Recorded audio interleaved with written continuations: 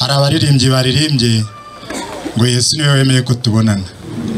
Haleluya. Amen. Yesu niwe wabyemeye rero. Iki giterane cyacu rero gifite intego nkuko mwabibonye iri mu butumwa bwiza bwa Mariko igice cya mbere umurongo wa 15.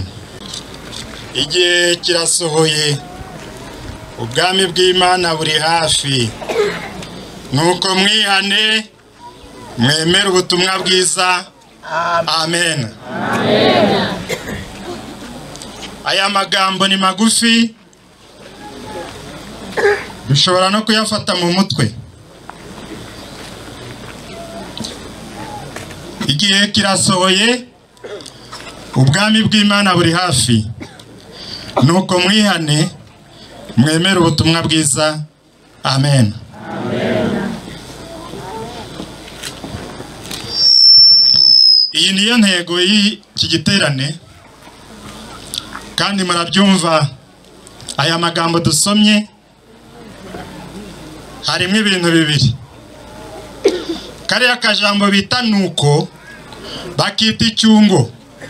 Icyungo rero cyunga ibintu bibiri. Ni ukuvuga ko muri iyi ntego harimo ibintu bibiri. Icya mbere, ubwami bw'Imana buri hafi.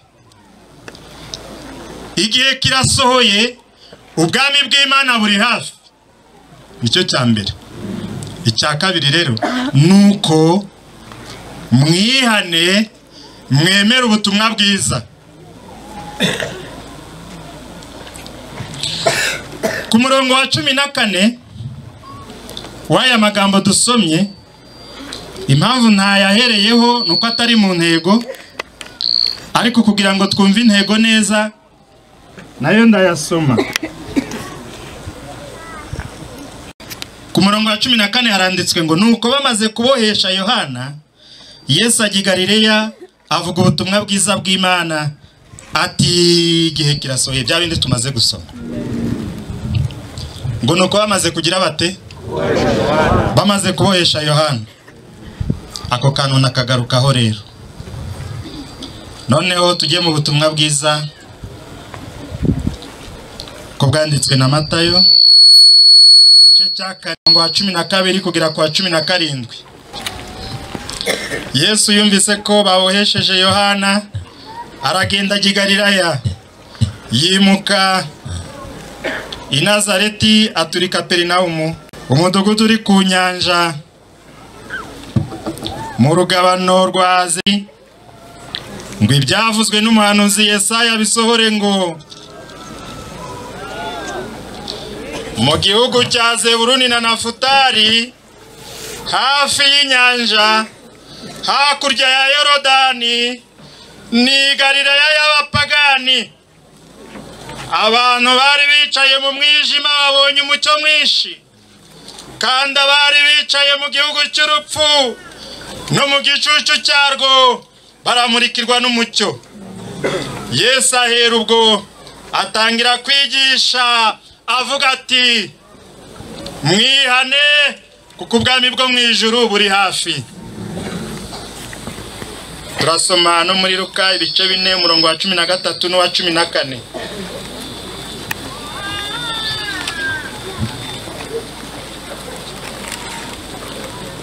Luka ibice 4 umurongo wa 13 n'uwa 14.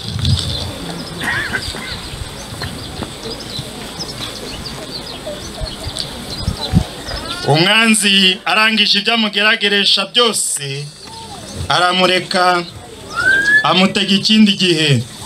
Yesu asubira i Galileya afite imbaraga z'umwuka, inkuru ye yamamara mu bihugu byose bihereranye naho. Amen. Amen. Iyo umuntu rero aguhaye intego, buriya ni nko kukuzirika, akavuga ati aha nkuzirikiye ntuhave, ntuharenge, ntuharenga birakureba. Buriya nicyo bita intego. Ariko bene data, mu gihe cyo kwakirana nabonye abashyitsi dufite, namwe nababonye. Nabonye rero ntazirikirwa kuri iyi ntego, tutarasogongera ku by'Imana. Ndagira ngo tubanze dusogongere ku by'Imana gake tubone kuza kwinjira kuri ya ntego. Dusomye amagambo mu bitabo bitatu, mu butumwa bwiza uko bwanditswe na Mariko, mu butumwa bwiza uko bwanditswe na Matayo, no mu butumwa bwiza uko bwanditswe na Luka. Aha rero tuvuze muri Luka nawe yavuze ibya Yesu, aramuhamya, yerekana ubumana bwe. Arangije muri uko kwandika inkuru nziza ye, Luka yari hagati mu Bayisiraheli, kandi Abayisiraheli bari bafite gahunda. Nta muntu utagira gahunda, bari bafite gahunda. Abayisiraheli bari bashikamye mu mutekano. Abayisiraheli bari mu gihe cya nyuma y'imidugararo n'amakuba, bari mu gihe cya nyuma cy'akarengane ko kurenganywa kwabo.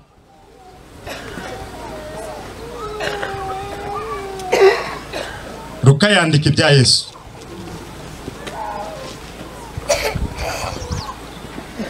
Bari kandi bavuye mu gihe bari bayobowe n'abami b'Abasiriya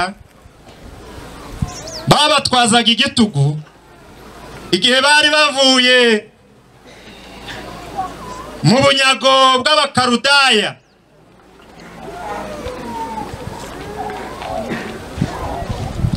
Muri icyo gihe Herode niwe wategekaga Yudaya, kandi Herode ntabwo yari Umuheburayo, yari Umwedomu, urubyaro rwa Esawu. Herode rero yari umwami w'umunyagitugu, ariko yari n'umwicanyi. Nuko ngo Herode arareba, aravuga ati kugira ngo Abaheburayo mbayobore, kugira ngo Abaheburayo mbashore, nubwo nge nari Umuheburayo nkaba n'Umwedomu, birakwiriye yuko imitima yawe nyigarurira, nkayigaruriraho. Hari ibyigaruriye byari bigufite, hari ibyigaruriye byari bigutunze, birakubeshesha ibihendo by'isi byarangije kukwigarurira. Ariko muri iki giterane ndakwifuriza kwibohoza ukavayo. Ibyakwigaruriye ukabyibohoza, inyagambure uveyo, kuko nutavayo akaga kakugezeho. Nazanywe no kukubwira ngo inyagambure, ibyakwigaruriye ubyiyambure, kuko ibyakugaruriye ni ibinyagitugu, ibyakwigaruriye ni ibyicanyi, birashaka kukwica bikakurimbura. Herode aravuga tumva rero, mbemereye yuko inzu y'Imana muyisana kandi ikarimbishwa nk'uko byari biri. Ngo barabikora. Bamaze kubikora, kubera ya mahoro bari barimo, kubera bya bihe bari bavuyemo, ngo abantu benshi nubwo bari mu bivyo bihe, nubwo bari mu bihe byiza byo gusana iby'inyubako by'inyuma barabikora. Ngo ariko Imana ibarebye isanga imitima y'Abaheburayo yagiye kure yayo. Imitima y'Abaheburayo yaragiye kure yayo.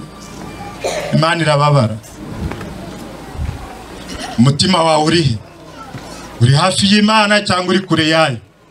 Umutima wawe urihe? Garura umutima wawe hafi y'Imana. Abantu bashobora kukureba bakareba inyuma. Inzu yari yarubatswe irarimbishwa, inyuma byari byiza rwose, ariko Imana yareba mu mutima igasanga bari kure yayo. Abaheburayo bari kure y'Imana, imitima yabo yagiye kure yayo. Urusengero rurarimbishijwe, bambaye amakoti nk'uko Epimake yambaye ikoti. Yewe witsemba we, mube hafi y'Imana, bye kuba iby'inyuma gusa. Imitima yanyu ibe hafi y'Imana. Ndavuga witsemba, mwese sinabavuga, muri amakorari 29, ariko mwese ndabararikira, turiho turasogongera imitima yacu, abapasteri, ababwiriza butumwa, abadiakoni, abaririmbyi, namwe bakristo, imitima yacu nibe hafi y'Imana. Abaheburayo bajya kure y'Imana kubera ibihe bari barimo. Abaheburayo bajya kure y'Imana kuko amahoro yabonetse. Abaheburayo bajya kure y'Imana kuko bariye. Abaheburayo bajya kure y'Imana kuko bambaye. Ngo ariko hari bamwe bakomeje kuyomataho, bakomeje kuyibaho, bakomeje kuyiba hafi, bakomeje kugendana nayo. Muri abo bantu bakomeje kuyiba hafi no kugendana nayo harimo umutambyi witwa Zekariya n'umugore we witwa Elizabeth. Haleluya. Amen. Yewe Zakariya we, umutambyi we ari hafi y'Imana n'umugore we ari hafi y'Imana.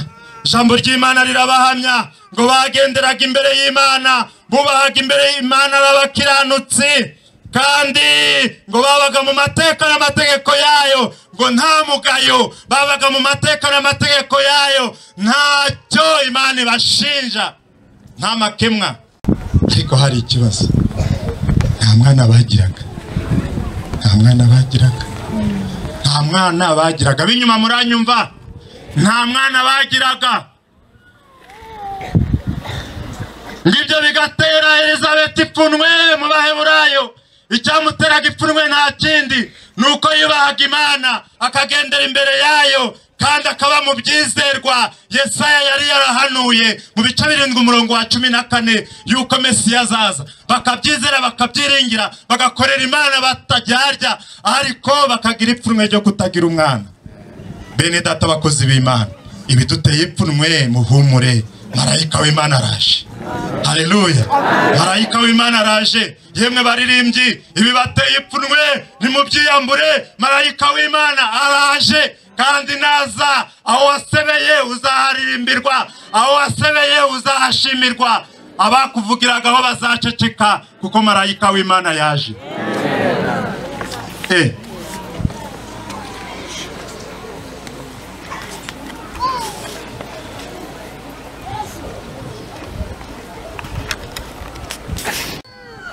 Mana ishobora byose arayihamagara, ategereza igisubizo, araheba. Imyaka yari afite ntabwo nyizi, arasenga. Igihe kiragera asatira ubusaza, arakomeza arasenga. Elizabeth uko ari Zakariya uko ari masaza, na Elizabeth ari gusaza. Abize hano barahari nagiye mbaho. Imyaka 40, Elizabeth araho nta mwana. 45 nta mwana. 50 nta mwana. Yewe 50, iyo 50 yageze 55, umubyeyi atakije umugongo.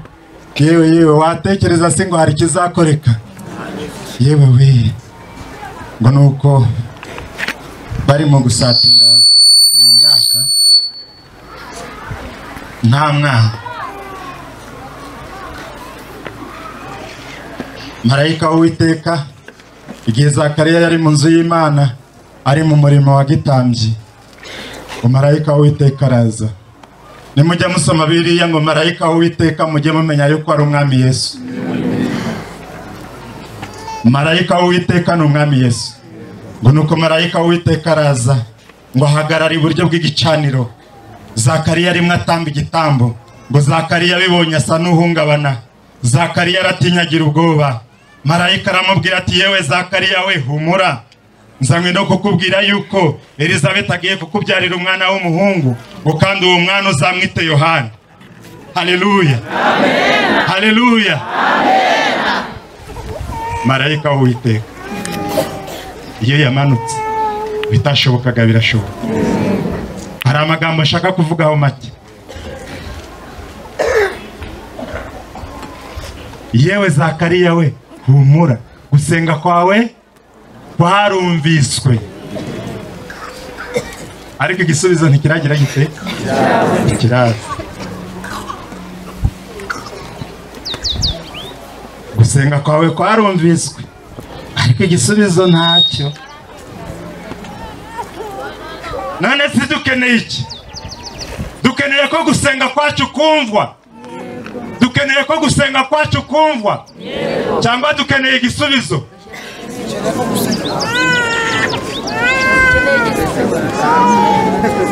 Ikigoyi kiraje, bavangiye n'ibigoyi n'abavangiye. None dukeneye iki? Dukeneye ko gusenga kwacu kumvwa cyangwa dukeneye igisubizo?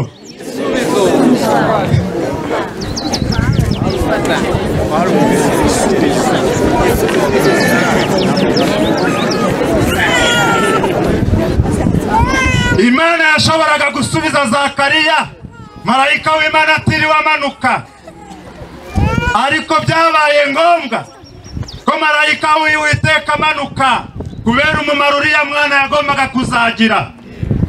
Haleluya, amen. Marayika w'Uwiteka yagombye kumanuka kubera umumaro uriya mwana yagombaga kuzagira. Byashoboka yuko Imana yakumva gusenga kwawe, ariko marayika ntakugereho. Byashoboka. Muzaburane, muzatera imigeri. Byashoboka rwose marayika w'Uwiteka ntamanuke, ariko igisubizo kikaboneka. Byakunda, Imana yakwemera ko bibaho.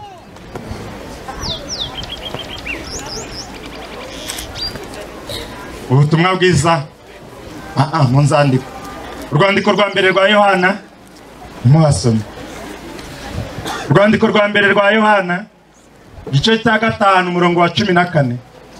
Haravuga ngo igituma dutinyuka imbere yayo nuko tuzi ko itwumva iyo dusabye ibijyanye no gushaka kwayo.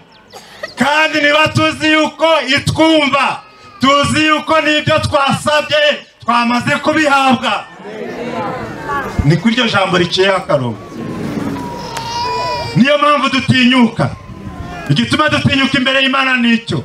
Imana iteye ubwoba, irahambaye. Impamvu dutinyuka imbere yayo nuko tuzi ko itwumva, iratwumva. Kubitwumva rero nta cyadutera ubwoba. Kubitwumva rero ntitwari dukwiye kugira ipfunwe.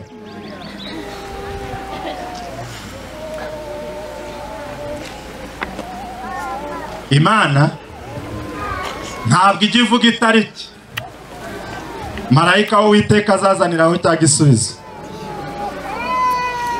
Icyo kora ababyiyitirira bo bajya babivuga, bakakubwira ngo ejo saa 2 cyangwa saa 3, ariko Imana ntabwo ijya ivuga amatariki. Ntabwo Imana ijya ivuga amatariki, kandi ifite impamvu zayo bwite zituma dutegereza, tugategereza.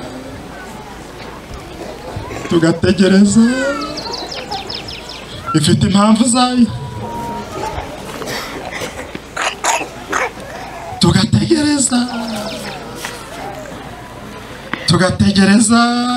tugategereza n'igihe kirekire, tukabona turarambiwe,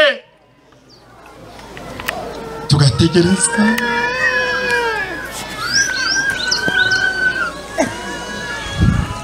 Kuko ibyo byose bikorana ubuhanga kugira ngo nyuma yo gutegereza Imana ibe byose kandi ishobore byose, yitwa umushobora byose.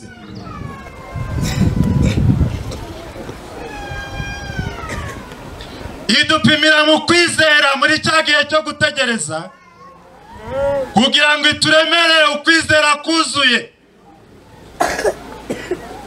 Nishobora amahanga. Idupimira mu kwizera muri cya gihe dutegereje kugira ngo yituremere ukwizera kuzuye. Impamvu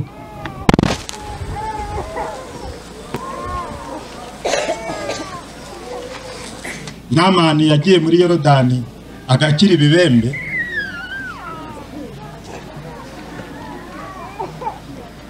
nuko Imana yemera ko iyo ishaka gusohoza imigambi yayo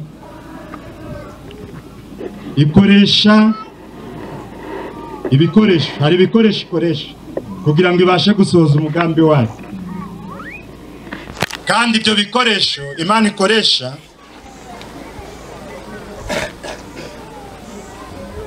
ni ngombwa ko ibyo bikoresho bibaho, ariko ibyo bikoresho hari igihe bigaragara ko ntabyo cyangwa bikagaragara nka zero. Aya magambo ndi kumva mutari kuyumva neza. Imana kugira ngo isohoze umugambi wayo kuri twebwe ikoresha ibikoresho, kandi ibyo bikoresho ni ngombwa ko ibikoresha, ariko hari igihe bigaragara ko ntabyo cyangwa se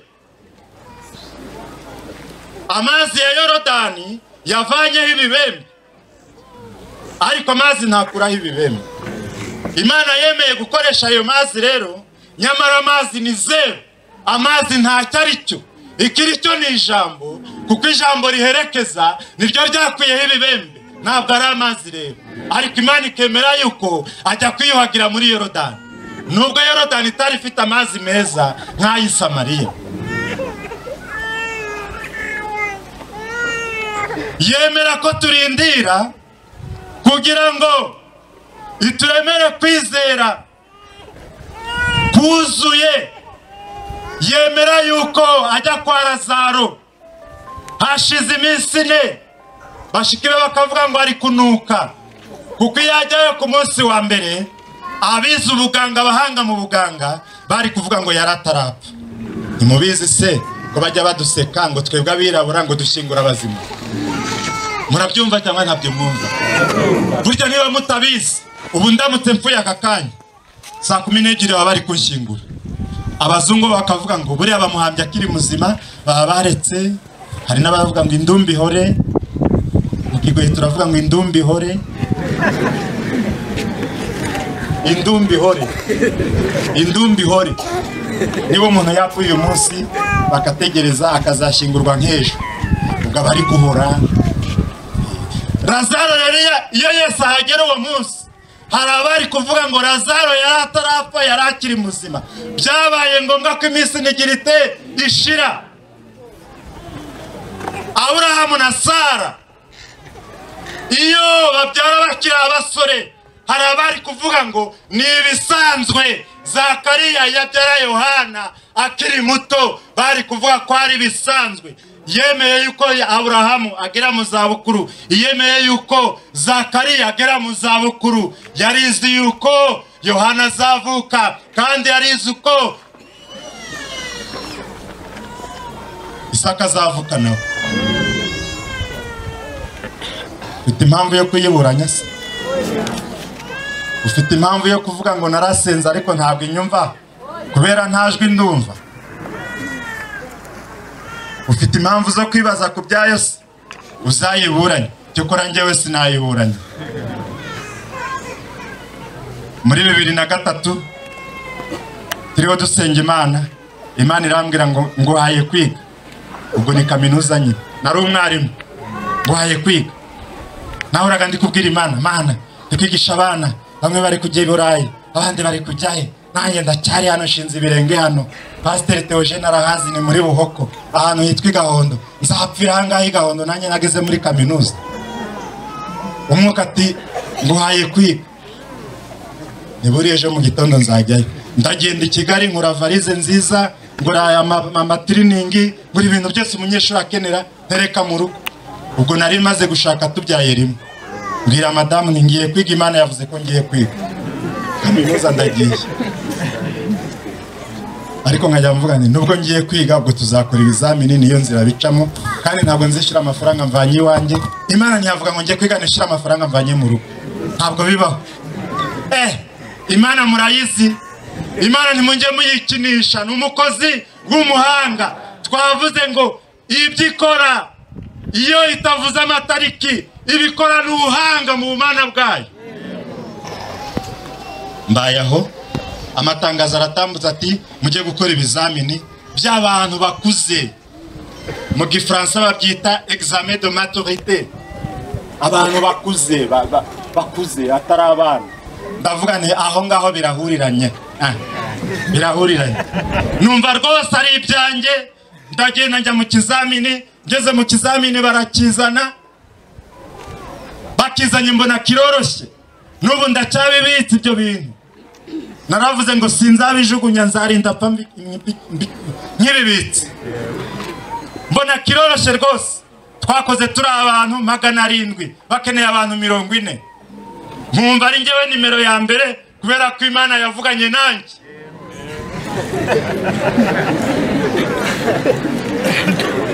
vuga amatariki ibikorana ubuhanga bwayo ikemera ko dutegereza kugira ngo ituremere kwizera kuzuye.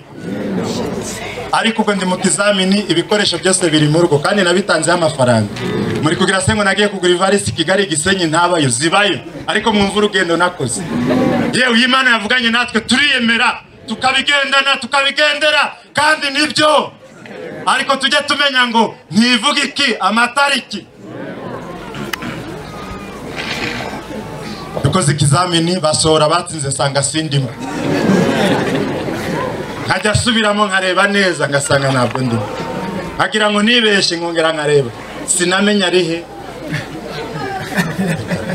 Yibo iyo haza mwo twitirana izina rimwe nari gukubitana nawe bipfunse avuga ni ntabwo ari wowe. Ariko nararebye ndibura, maze kwibura rero ngumya gusenga ndavuga ngo buriya twaravangiwe. Siko tuvuga se ngo twaravangiwe.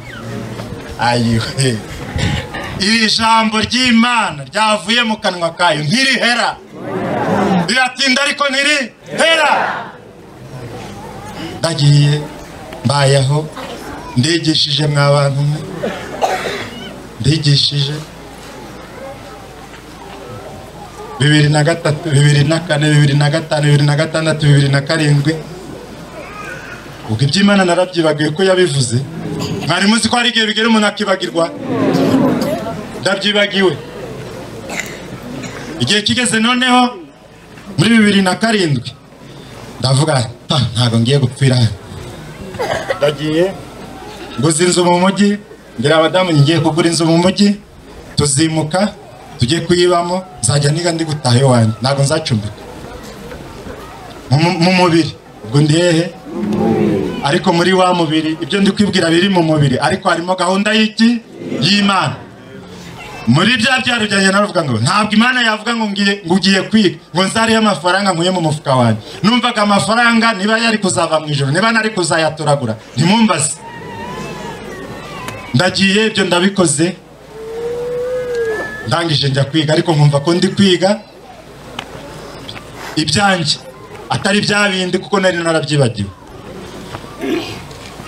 Pasiteri rero ibuho ko bagira igiterane cy'ubwitange barantumira, ndi umunyeshuri ndi mu mujyi njyayo. Ngezeyo twagikoreye mu Bukira, aho ndi kuvuga uyu mushumba arahazi. Twicaye hanze nk'uku umuhanuzi ajya mu mwuka ati hano hari umuntu wimutse agiye kwiga kwe mufite nk'umugambi. Umutima murahanura namwe mujya muhanura ujye mwikebera nke, ariko mu mutima Imana yacu iri inyembabazi. Muribuka umuntu yabwiye ngo ubwo bipinze bizaza ariko we ntuzabiryaho. Ubu si yaba ndi mu gihe kitari cya Yesu mw'abantu mwe mba ndi kubabwira aya magambo, ariko kuko Yesu ari umwami ari umunyembabazi narabipinze ariko bigira bite birasohora. Numvaga ari njye abwiye ko nta wundi muntu wari uri aho uhuye n'ibyo ngibyo, ariko bigeze aho ndataha ntana n'umuntu wari waje nawe ari umushyitsi. Tugeze mu nzira arampanurira kuko nari narimutse ngumya kwigisha.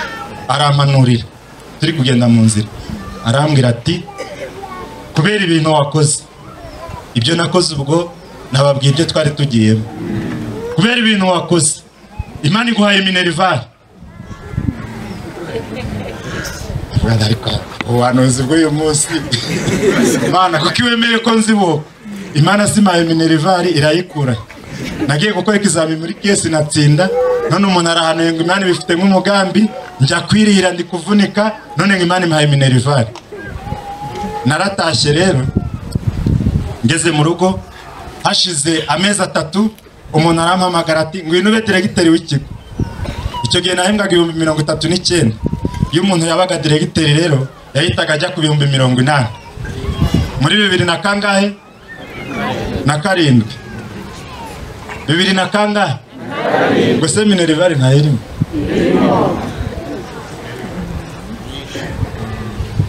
Ndangije abantu turagoye turaruhije, Imana yacu iri inyembabazi turaruhije rwose. ndavuga ngo ngiye kwiga muri kaminuza, nta ibintu byo bwari musi byo nashakaga, nta nubwo ari byo nize. Nagiye kwiga mu bintu by'imishinga kuko nari nabonye ikiraka, nigishaga umwaka wa 6, nta mwanya nabonaga wo kwinyagambura ku ruhande. Abarimo bari hano barabyumva, ariko nateraga ikiraka ku wa 6 mu mishinga, nkuko hano haza umushinga hano hafi. Nateraga ikiraka ku wa 6, ukwezi kwashira bakama 50,000. Leta nkorera umunsi wose icyo gihe impemba 30. Ndavuga nti rero ninjya muri kaminuza nziga iby'imishinga.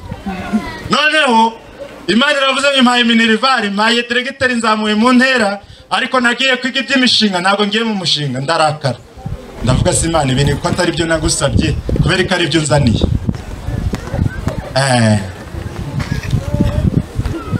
Marayika w'Uwiteka yaza, ariko nataza. Imana yumvise gusenga kwawe. Imana yarakumvise nubwo marayika w'Uwiteka ataza. Imana yarakumvise nubwo utabona igisubizo. Tegereza wihanganye, birahari. Ariko abihanganye nibo bazabibona. Ndagiye rero nyoboye ikigo hariya inyuma ya stade ahantu bita ku Bumwe. Ndahabaye 2008, 2009, 2010. Komana nabura n'abarimo, uraho diregiteri, nawe ngewe diregiteri se ibi ko atari byo nashaka. Yewe bana we, abantu turagoye we, abantu turi babi. Imana igitubabarira. Iyo ndi gusenga ndavuga ngo Mana mbabarire, Mana mbabarire. Imana igitubabarira abantu we, abantu njangarira n'abagore bo mu migi, abandi bafite ibiro 80. Ukumva rata ngewe rero ni kurya umuceri uterekirungurira. Kandi ari kubibwira abantu bamaze n'umwaka batawurya, ntiyabahaye n'akabakure. Abantu Mana we ujye utubabarira. Mana yo mu ijuru ujye utubabarira, twebwe abantu ujye utubabarira. Mana we utubabarire ibicumuro byacu. Mana ujye utubabarira abantu. Imana rero irinda isezerano ryayo. Muri 2012 niho nagiye gukora ka kazi nigiye. Naje hano nkamaze nk'imyaka 8 imishinga. Karagaciyemo kwari gusogongera rero. Mureke tugaruke ku ntego y'ijambo twatangiranye. Mwihane kuko ubwami bwo mu ijuru buri hafi. Aya magambo avuga ngo nuko rero igihe kirasohoye, ubwami bw'Imana buri hafi, ntabwo nyatindaho. Ubu ngubu nubwo wabaza umwana arakubwira ngo igihe cyarashize. Igihe cyarashize kubera iki? Inkiravurwa, ihene ikavurwa, mu minsi mike nazo turajya tuzitangira mituweli. Nimutareba neza turajya dutanga mituweli yacu, dutange n'iy'inka, dutange n'iy'intama, dutange n'iy'inkoko, kuko ubu ngubu n'umwana ari kuvuga ati ibihe byagize gute. Ibyo se ndabitindaho, tuze ku cya kabiri rero. Nuko rero mwihane, mwemere ubutumwa bwiza. Aya magambo yo kwihana no kwemera ubutumwa bwiza, Yohana uriya natangiye mvuga niwe wayatangiranye. Yaraje yaduka mu butayu, aravuga ngo nuko rero nimwihane mwemere ubutumwa bwiza. Yohana uwo rero yazanye ayo magambo afite abayabwira n'igihe yababwiramo. Buriya hari ijambo wavuga ntirigira agaciro bitewe n'igihe urivuzemo. Hari n'ijambo wavuga rikagira agaciro bitewe n'igihe urivugiyemo. Yohana yaje kuvuga aya magambo, ayavuga mu butayu. Yohana yaje kuvuga aya magambo ayabwira abantu, ariko bari abantu bakamye. Bagize bate? Bakamye. Hagati ya Maraki na Matayo haciyemo imyaka 400. Muri iyo myaka 400 yaranzwe n'ibintu byinshi by'ubugwe, ariko ngiye kuvugamo kimwe. Muri iyo myaka 400 umwuka w'Imana yari yaracecetse kubera ibyaha by'Abayisiraheli. Umwuka w'Imana batakimwumva. Abayisiraheli rero kubaho batumva Imana, kubaho batavugana nayo, kari akaga gakomeye. Ubu hari abantu baraho buheriheri, bakita abarokore ariko batazi imvugo y'Imana. Ndakwifuriza kugira no kumenya no kumva imvugo y'Imana. Uri umukristo tumva imvugo y'Imana. Ntabwo uri umukristo, ntabwo ufite ikigukomeza, ntabwo wicaye mu byimbo byawe. Imvugo y'Imana irakenewe kuri wowe. Abayisiraheli rero babaho imyaka 400 batumva imvugo y'Imana. Nuko Yohana aza kubwira abo bantu bari banyotewe mugani w'abarundi iby'Imana. Arababwira ati nuko rero mwihane. Ngo nuko abemeye baraza arababatiza. Ariya magambo twasomye dutangira atubwira yuko hariya i Galilaya havuge wariya magambo hari mu gihugu cy'abapagani.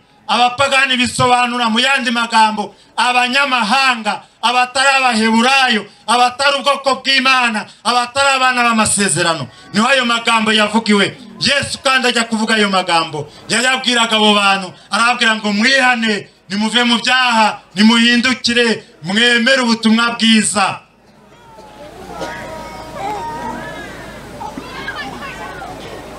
Ahandi twasomye muri Luka haravuga ngo Yesu asubira i Galilaya ngo ariko yuzuye imbaraga z'Umwuka Wera.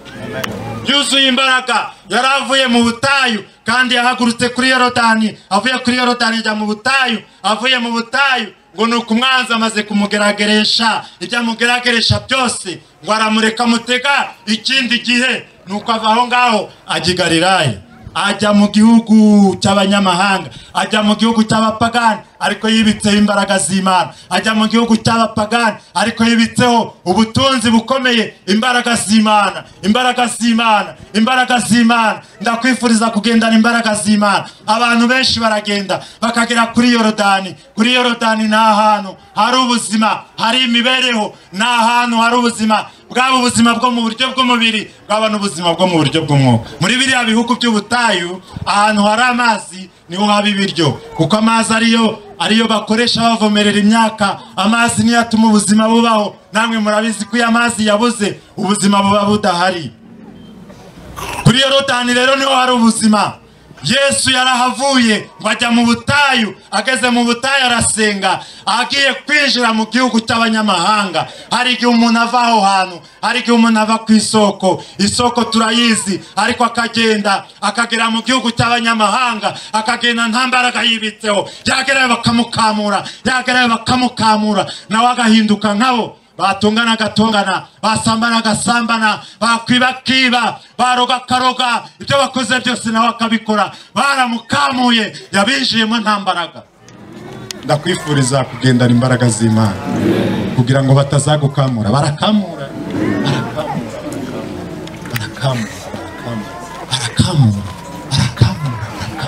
ariko mugendana imbaraga z'Imana. Nimutagendana imbaraga z'Imana azabakamura. Nimutagendana imbaraga z'Imana azabavana mw'ibyo Umwami yabashizemo. Nimutagendana imbaraga z'Imana azabahindura. Ariko imbaraga z'Imana zirakenewe. Imbaraga z'Imana zirakenewe mu bakozi bayo. Imbaraga z'Imana zirakenewe mu bayivuga. Imbaraga z'Imana zirakenewe mu bahamagawe. Imbaraga z'Imana zirakenewe. Imbaraga z'Imana, kugendana imbaraga z'Imana, cyane ugiye mu gihugu cyabo abanyagalilaya. Mu gihugu cyabo imbaraga z'Imana zirakenewe. Ndagira ngo dusenge Imana. None se mbabwire ko abasirikare baje bakabaza ngo mbese tugire dute, n'abandi bakaza ngo abantu benshi barahurura ngo mbese tugire dute. Yarababwiye ati nimwihane kandi mwere imbuto zikwiriye. Ndagira ngo ndariki twasogongeye kandi nawe twakubwiye. Ndagira ngo sabe umuntu wese waje ari umushyitsi, waje ari iki, ari umushyitsi, wumvishe ubutumwa bwiza bwo kwihana. Kandi impamvu twihana twayibabwiye, twababwiye Yesu, twababwiye uwo ari we, twababwiye n'impamvu dutinyuka imbere ye, yuko ari uko atwumva kandi icyo tumusabye mu bushake bwe akagira ate, akagikora. Kandi nubwo yatinda bakatuvugiraho, bakatunyega, tukagira ipfunwe, ariko igihe kiba kizagira akagira ate, agasoza. niyo mpamvu twihariye, niyo mpamvu twamwemeye, niyo mpamvu tumuhamya. Mbese nawe waba wemeye kuyoboka uwo mwami no kumwemerera ngo akubere umwami n'umucunguzi, ikakujyana i Siyoni. Tambuka mwene data, mushiki wacu, nawe tambuka. Ntabwo biteye isoni, n'ubutumwa bwiza bw'amahoro, n'ubutumwa bwiza bubiteguza. Ndakurarika ngo utambuke, Imana ikugirire neza. Tugiye gusenga Imana. Hari abamaze guhamagarwa n'ijambo ryawe, hari abamaze kwemezwa n'ijambo ryawe, hari abamaze guhindurwa n'ijambo ryawe. Haleluya! Nibo bapfukamye imbere yawe, kandi buri wese uramuzi ko ijambo ryawe rivuga ngo nta cyaremwe kitagaragara imbere yawe, ahubwo ngo bihagaragara byose nk'ibyambaye ubusa. Gupfukama kw'aba bantu ni wowe uzi imitima yabo. Turabasengeye Mana, ikiganza cyawe nikiramburwe kuri bo, amaraso ya Yesu abamanukire, abuhagire mu izina rya Yesu. Umuntu wese umanukire kumukiza ibyaha, umuhindura icyaremwe gishya, ibya kera byose bishire muri we. Haleluya! Biyegereze Mwami, ubemere, amazina yabo yandike, ubaboneze, he kuba agace na gato kasigara katuhagiwe, bahinduke, binjire mu mukumbi wawe. Haleluya! Kuva uyu munsi Mana ubakoresha iby'ubutwari, kuva uyu munsi urwane n'ibibarwanya, ubatsindire mu izina rya Yesu.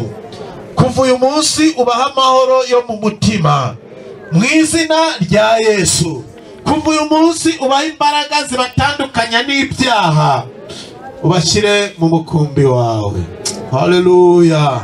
Kuva uyu munsi bafata ukuboko ubagendeshe, shingisha ibirenge by'abahumutse, ubakure mu isayo gahinda gasaze, babarwe mu mubare w'abakwizera, babarwe mu mubare w'abazakubona kuri ujya munsi. Kuva uyu munsi Mwami turabasengeye cyane kugira ngo bagoteshe inkike yitwa agakiza,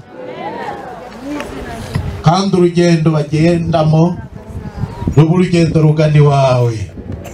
Mu izina rya Yesu, mu izina rya Yesu, mu izina rya Yesu, mu izina rya Yesu, bahumura amaso yabo kugira ngo bakubone, bakurebe, kandi mu izina rya Yesu bambika ubwenge bwo gutandukanya icyiza n'ikibi. Mu izina rya Yesu bambike kunesha. Mu izina rya Yesu ubakomereshe ijambo ryawe, kandi uzabahe kuzagira iherezo ryiza. Ndagushimiye kuko wumvise, usabye Imana mu izina rya Yesu. Amen.